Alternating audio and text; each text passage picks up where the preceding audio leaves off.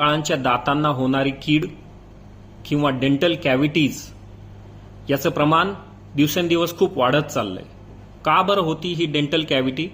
तर लहान बाळं जे काही अन्नप्राशन करतात त्यामध्ये जे काही बॅक्टेरिया असतात, काही अन्नपदार्थ असतात, त्यातलं ॲसिड या दाताच्या इनॅमल या प्रोटेक्टिव्ह लेअरला इरोड करतं आणि कॅव्हिटीज तयार होतात. आता हे टाळता कसं येईल? तर लहान बाळांना त्यांना चांगली ओरल हायजीन शिकवायला पाहिजे. दिवसातून 2 वेळा त्यांनी ब्रश करायला पाहिजे.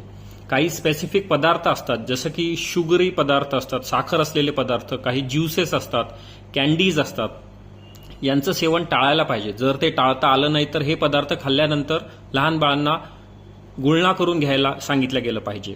तसेच काही औषधं असतात ज्यामध्ये स्वीटनर सुद्धा असतात, यांचं प्राशन केल्यानंतर गुळणा करायला लहान बाळांना बिलकुल विसरू नका. तुमच्या लहान बाळाचं दंत आरोग्य चांगलं राहील.